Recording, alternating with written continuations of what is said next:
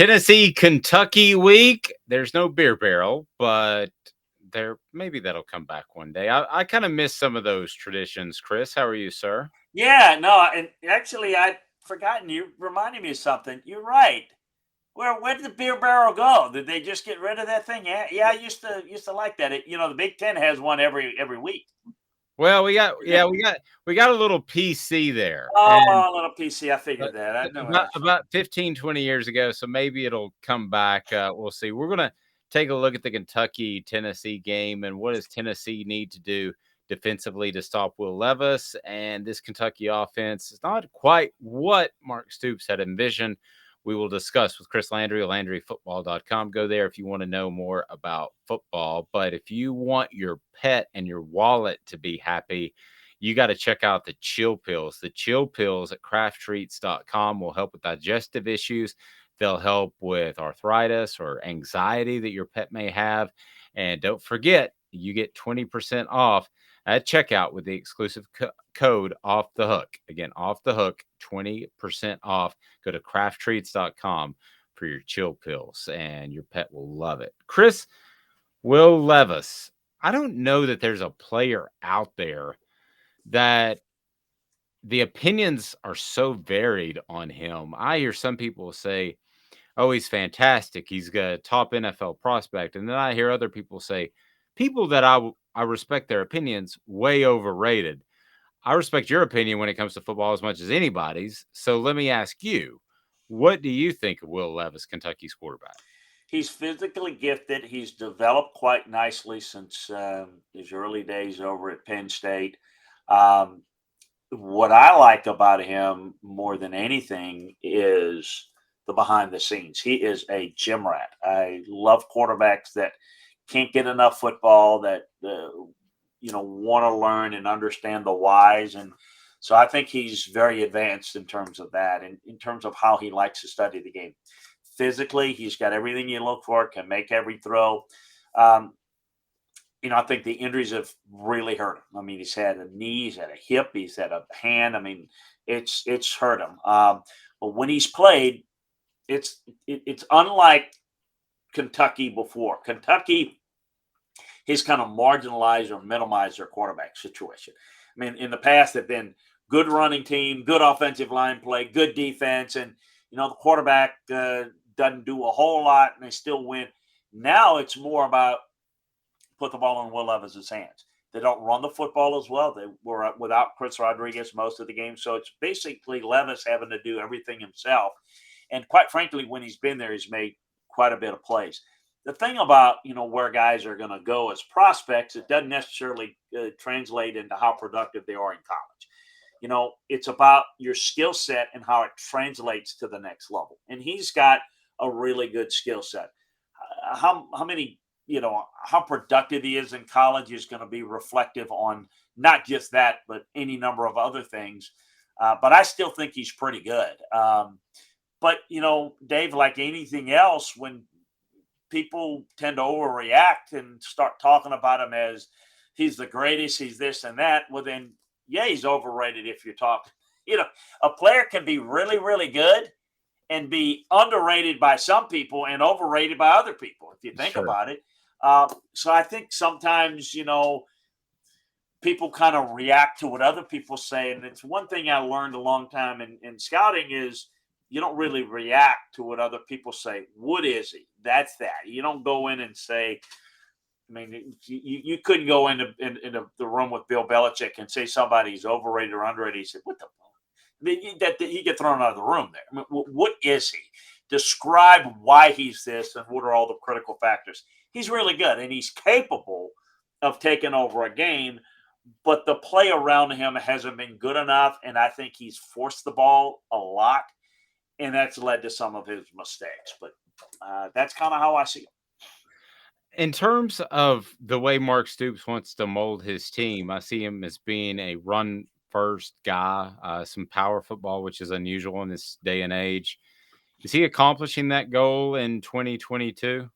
Not, no, it hasn't been that type of team. Now it's gotten a little bit better with Chris Rodriguez coming in because he's the power back that the bell cow type of guy. They've normally had that guy, and Chris was out obviously with the NCAA suspension from much of the early part of the season. So it's getting a little bit better, but it hasn't established that line of scrimmage. And again, this is a byproduct too of having a quarterback and receiver weapons. I use this as an example because they're kind of the litmus test for college football and certainly in the SEC. Look at Alabama. Why isn't Alabama as good pounding the football? Remember when that's what they were? That's what they did. They pounded the football. It's not what Alabama's more finesse. It's more pass blocking. Well, guess what? When you're going to drop back and throw it more, you're not going to be as good coming off the ball because you don't do it as much. So I think that's what's happened. Is I wouldn't say that Kentucky's become finesse, but they are less physical in terms of not toughness or anything. Just they don't come off the ball and work the running game quite like they used to because they throw it more. So he hasn't really achieved that, but you can see it in the past couple of games that they tried to focus on it. Look, they did it, tried to focus on it against South Carolina, but without Will Levis, they didn't have enough to get it done. And, with Will Levis, I think they're better than South Carolina with Will Levis. Without him, it couldn't even beat them. So I think it's how Will Levis goes, this offense goes. Well, who are some of the key players that, other than Rodriguez, that need to step up? Because Kentucky's going to have to score some points. I think we would both agree with that. Tennessee's going to score some points based off this season and what they have. So, who are some of the guys that Tennessee fans should be mindful of? Well, I think you got to watch the receiving core. They've got some guys that can make plays, and those are the guys that I think are going to be pivotal in this game. Look, you're going to have balance if you're Kentucky. They're going to have to run the football and work the short passing game against Tennessee.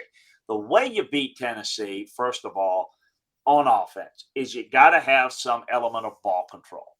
Ball control, finish in the red zone. That's layered passing game. Take advantage of some deep shots when they'll give that to you. But just be patient. Make the Tennessee defense stay on the field. Chase, run the football when the opportunities are there. Throw it. That's what you want to do. And then defensively, you got to eliminate the big play and make Tennessee go for 10-play drives with the idea that they won't maybe be as successful going 10-play drives, that they'll stub their toe here or there. So I think the real key is the receivers making plays for them to open up the run game for Kentucky. And then I think on the other side of the ball, it's the edge rushers. They have to get home with pressure in a way, and they did it very well, for example, against Mississippi State.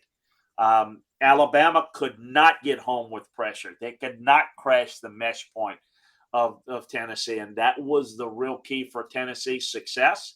In this game, they were able to protect that. I think if Kentucky knows that if they can't get pressure and Tennessee's got time, that they're going to be big plays. And if Kentucky has to play from behind, I do think they're more capable with a healthy Will Levis of trying to go up and down the field and playing with Tennessee's offense than they used to be before. Before it was strictly we can't match points, so we're going to have to shorten the game. Now I think that they feel they can compete a little bit more, but I still favor Tennessee in a shootout type of game. So I think it's going to be the right type of blend, and Kentucky's going to have to win it with some stellar edge pass rush if they're going to slow down this Vol offense.